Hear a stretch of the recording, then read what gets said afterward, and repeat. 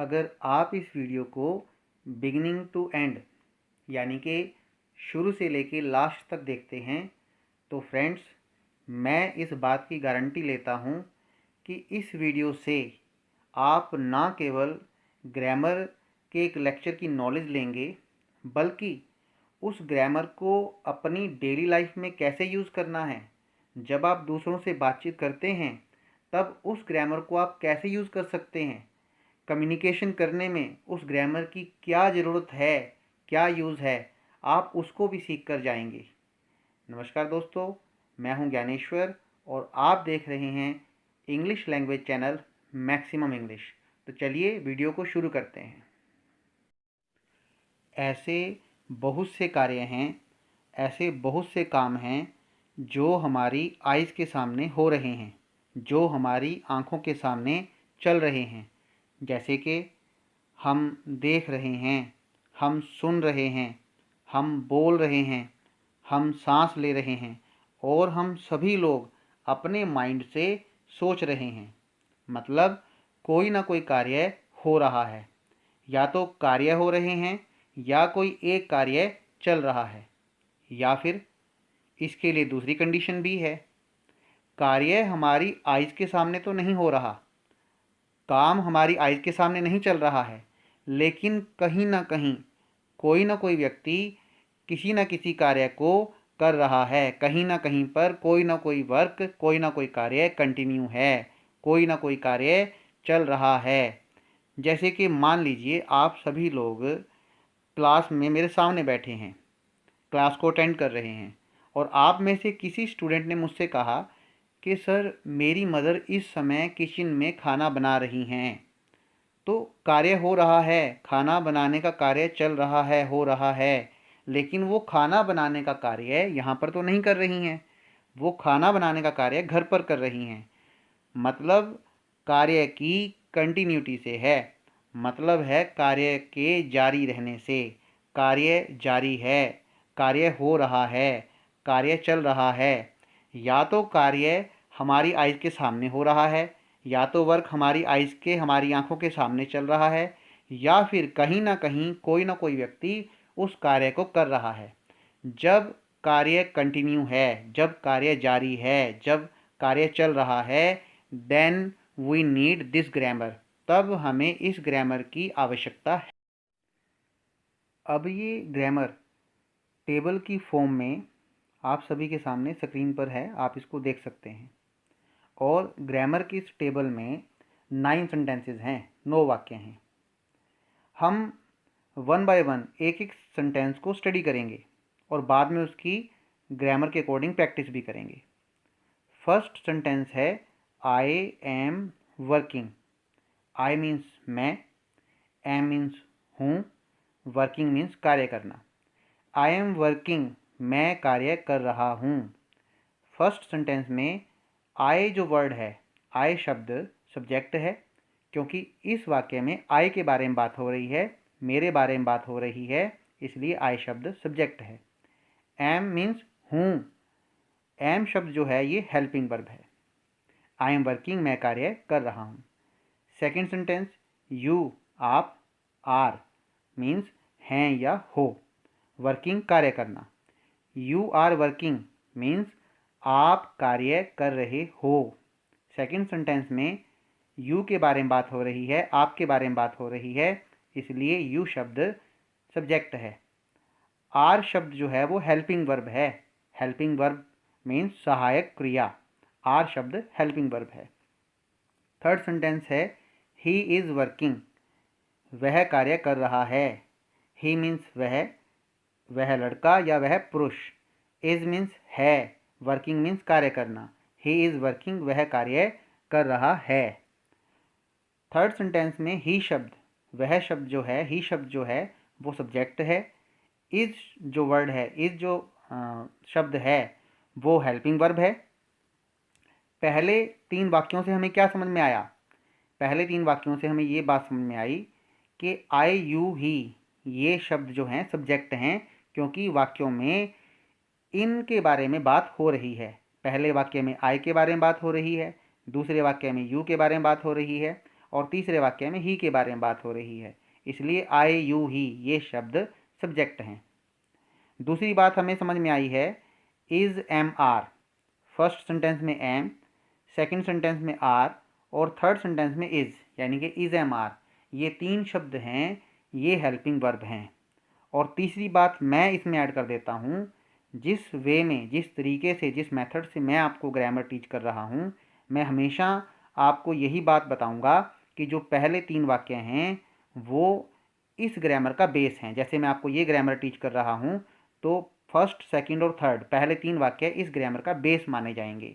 पहले तीन वाक्यों को हम हाँ वाले वाक्य भी कह सकते हैं, सकारात्मक वाक्य भी कह सकते हैं और इनको हम बेस भी कह सकते हैं। इंग्लिश ग्रामर में इंटेरोगेटिव सेंटेंस यानी कि प्रश्नवाचक वाक्य बनाना बहुत ही आसान है।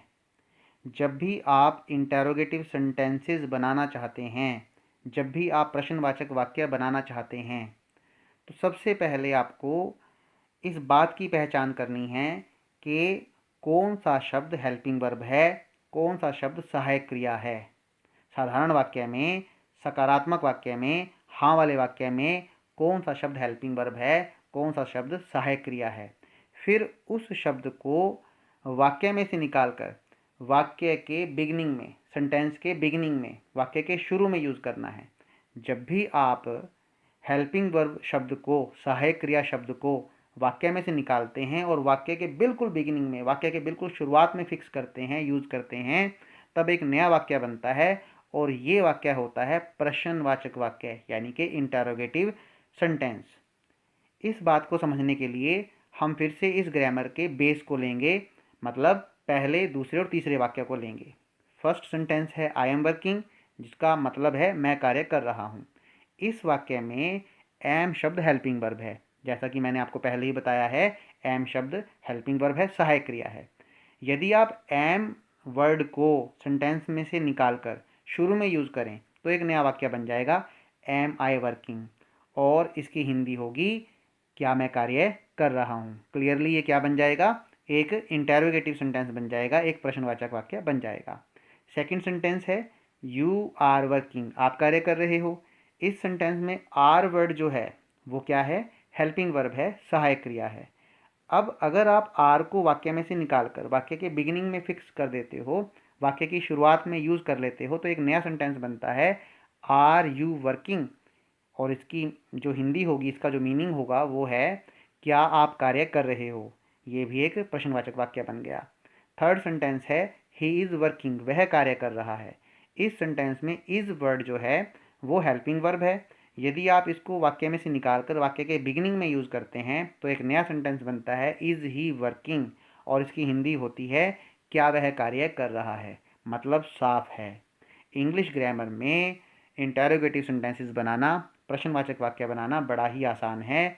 जब भी आप इंटेरोगेटिव सेंटेंसेस बनाना चाहते हैं, जब भी आप प्रश्नवाचक वाक्य बनाना चाहते हैं, सबसे पहले आपको इस बात की पहचान कर लेनी है कि साधारण वाक्य में, सकारात्मक वाक्य में, हाँ वाले वाक्य में कौन सा शब्द हेल्पिंग वर्ब है। उस शब्द को वाक्य में से निकालकर वाक्य के बिगिनिंग में यूज़ करना है, और इस तरह से आप इंटेरोगेटिव सेंटेंस, प्रश्नवाचक वाक्य बना पाएंगे। पूरे टेबल को एक बार फिर से स्टडी करते हैं। आई एम वर्किंग, मैं कार्य कर रहा हूँ। यू आर वर्किंग, आप कार्य कर रहे हो। ही इज़ वर्किंग, वह कार्य कर रहा है। आर यू वर्किंग, क्या आप कार्य कर रहे हो। आई एम नॉट वर्किंग, मैं कार्य नहीं कर रहा हूँ। बट ही इज़ वर्किंग, लेकिन वह कार्य कर रहा है। इज़ ही वर्किंग, क्या वह कार्य कर रहा है। ही इज़ नॉट वर्किंग, वह कार्य नहीं कर रहा है। बट आई एम वर्किंग, लेकिन मैं कार्य कर रहा हूँ। फ्रेंड्स, किसी भी भाषा में जो वाक्य बनते हैं उनको हम मेनली 3 पार्ट्स में डिवाइड कर सकते हैं, उनको हम 3 प्रकार से बांट सकते हैं। पहले सकारात्मक वाक्य, हाँ वाले वाक्य। दूसरे नकारात्मक वाक्य, ना वाले वाक्य। और तीसरे प्रश्नवाचक वाक्य यानी कि इंटेरोगेटिव सेंटेंसेस। अगर हम इस टेबल की बात करें तो इस टेबल में सकारात्मक वाक्य भी दिए गए हैं, नकारात्मक वाक्य भी दिए गए हैं और प्रश्नवाचक वाक्य भी दिए गए हैं। इस तरह से हम ये भी कह सकते हैं कि यह टेबल अपने आप में एक कंप्लीट टेबल है। जब हम इस टेबल के बेस पर ग्रामर की प्रैक्टिस करेंगे तब हम सकारात्मक वाक्यों की भी प्रैक्टिस कर पाएंगे, नकारात्मक वाक्यों की भी प्रैक्टिस कर पाएंगे, नेगेटिव सेंटेंसेस की, और प्रश्नवाचक वाक्यों की भी प्रैक्टिस हमारी हो पाएगी। क्या इस ग्रामर के 9 सेंटेंसेस में कोई कॉमन ट्रेंड है? हाँ, ऐसा बिल्कुल है। सभी सेंटेंसेस में वर्किंग की कमांड दी गई है।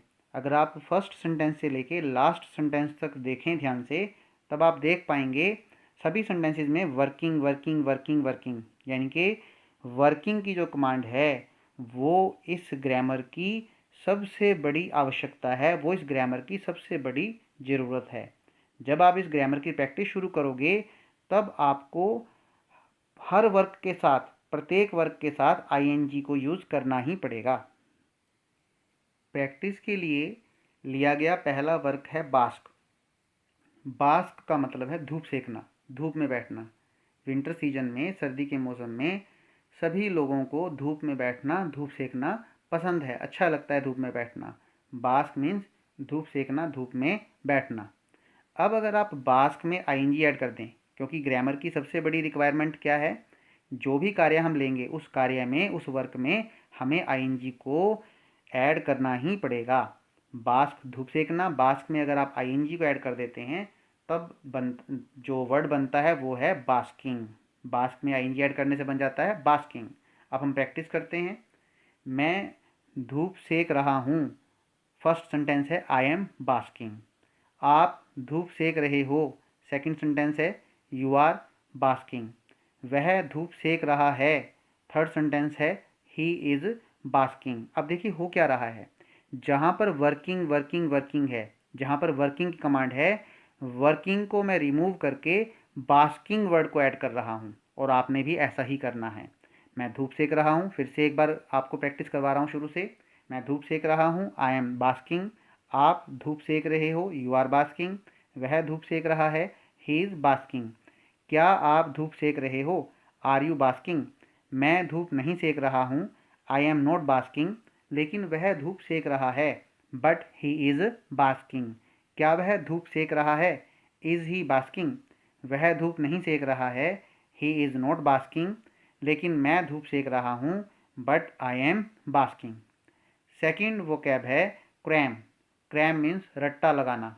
आप जब छोटी क्लासेस में होंगे तो आपने हिंदी, इंग्लिश, साइंस या एसएसटी, सामाजिक वगैरह अलग अलग जो सब्जेक्ट्स हैं उनके रट्टे लगाए होंगे, अलग अलग क्वेश्चंस को रट्टा लगाया होगा आपने। क्रैम मीन्स रट्टा लगाना। क्रैमिंग, क्रैम से बना देंगे क्रैमिंग, लेकिन जो क्रैमिंग के स्पेलिंग हैं, लेट मी टेल यू, मुझे आपको बताने दो। क्रैमिंग के जो स्पेल्स हैं वो हैं CRAMM, CRA, ध्यान दीजिए, CRAMMING, क्रैमिंग। अब हम प्रैक्टिस करते हैं। फर्स्ट सेंटेंस से स्टार्ट करेंगे। क्रैम रट्टा लगाना, क्रैमिंग रट्टा लगाना, CRAMMING, क्रैमिंग। मैं रट्टा लगा रहा हूँ, आई एम क्रैमिंग। आप रट्टा लगा रहे हो, यू आर क्रैमिंग। वह रट्टा लगा रहा है, ही इज़ क्रैमिंग। क्या आप रट्टा लगा रहे हो, आर यू क्रैमिंग। मैं रट्टा नहीं लगा रहा हूँ, आई एम नॉट क्रैमिंग, लेकिन वह रट्टा लगा रहा है, बट ही इज़ क्रैमिंग। क्या वह रट्टा लगा रहा है, इज़ ही क्रैमिंग। वह रट्टा नहीं लगा रहा है, ही इज़ नॉट क्रैमिंग, लेकिन मैं रट्टा लगा रहा हूँ, but I M cramming. Third vocab है डोज। डोज मीन्स सुस्ताना, ऊँघना या सुस्ताना, डोज करना। डोज में आईएनजी लगाने से जो वर्ड बनता है वो है डोजिंग, लेकिन इंग्लिश ग्रामर में एक और रूल है जिसकी तरफ मैं आपका ध्यान दिलाना चाहता हूँ। यदि आप किसी वर्ड में आईएनजी ऐड करने जा रहे हैं, यदि आप किसी वर्क में, किसी कार्य में, किसी वर्ब में आईएनजी ऐड करना चाहते हैं और उस वर्ड का लास्ट लेटर, उस शब्द का आखिरी अक्षर ई है, तो आईएनजी लगाने से पहले आपको ई को रिमूव करना पड़ेगा, ई को हटाना पड़ेगा। जैसे DOZE, डोज। अब ग्रामर की रिक्वायरमेंट है, हमें इसमें आईएनजी लगाना ही पड़ेगा। आईएनजी लगाने से पहले आपको ई को हटाना होगा। DOZING, dosing. अब प्रैक्टिस शुरू करते हैं। मैं सुस्ता रहा हूँ, आई एम डोजिंग। आप सुस्ता रहे हो, यू आर डोजिंग। वह सुस्ता रहा है, ही इज़ डोजिंग। क्या आप सुस्ता रहे हो? Are you dozing? मैं नहीं सुस्ता रहा हूँ। I am not dozing. लेकिन वह सुस्ता रहा है। But he is dozing. क्या वह सुस्ता रहा है? Is he dozing? वह नहीं सुस्ता रहा है। He is not dozing. लेकिन मैं सुस्ता रहा हूँ। But I am dozing. Next vocab है अर्न मनी, धन कमाना, पैसा कमाना, अर्न मनी। आईएनजी ऐड करने से बन जाएगा earning money, earning money. Practice शुरू करते हैं। मैं धन कमा रहा हूँ। I am earning money. आप पैसा कमा रहे हो। You are earning money. वह पैसा कमा रहा है। He is earning money. क्या आप पैसा कमा रहे हो? Are you earning money? मैं पैसा नहीं कमा रहा हूँ। I am not earning money. लेकिन वह पैसा कमा रहा है। But he is earning money. क्या वह पैसा कमा रहा है? Is he earning money? वह पैसा नहीं कमा रहा है। He is not earning money. लेकिन मैं पैसा कमा रहा हूँ। But I am earning money. Next vocab है थ्रो द पार्टी, पार्टी देना। बर्थडे वगैरह है, मैरिज है, या आपकी जॉब लगी है, या प्रमोशन हो गई है, तो जो भी गुड ओकेज़न हैं, अच्छे ओकेज़न हैं, उस पर हमें पार्टी मिलती भी है और हम दूसरों को पार्टी देते भी हैं। पार्टी देना, throw the party. I N G add करने से जो वोकैब बनता है वो है थ्रोइंग द पार्टी। बोलिए थ्रोइंग द पार्टी, पार्टी देना। अब प्रैक्टिस शुरू करते हैं फर्स्ट सेंटेंस से। मैं पार्टी दे रहा हूँ। I am throwing the party. आप पार्टी दे रहे हो। You are throwing the party. वह पार्टी दे रहा है। He is throwing the party. क्या आप पार्टी दे रहे हो? Are you throwing the party? मैं पार्टी नहीं दे रहा हूँ। I am not throwing the party. लेकिन वह पार्टी दे रहा है।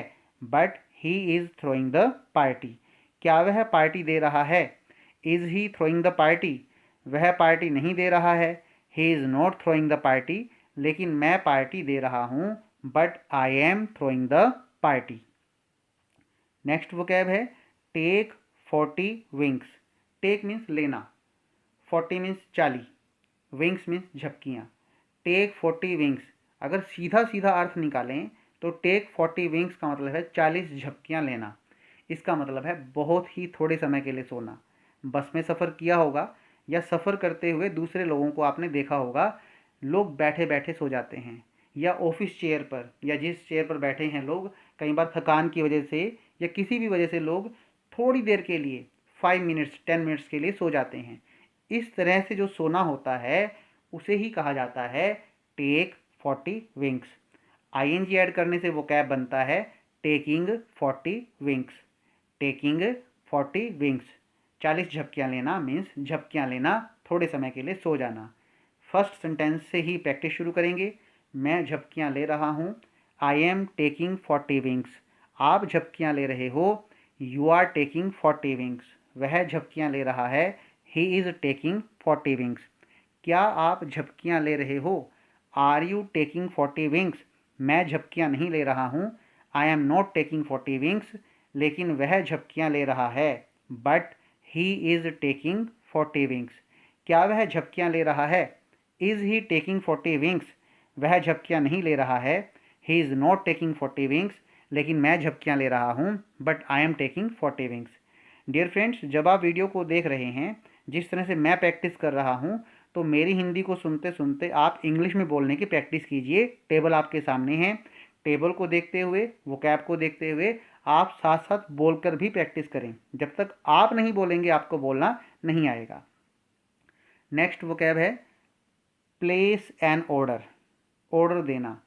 जब आप किसी रेस्टोरेंट में जाते हैं, किसी कैंटीन में जाते हैं, किसी होटल में जाते हैं, तो आपको क्या खाना है, कौन सा आइटम आपको चाहिए खाने में, और कितने यूनिट चाहिए, ये बातें आपको बतानी पड़ती हैं।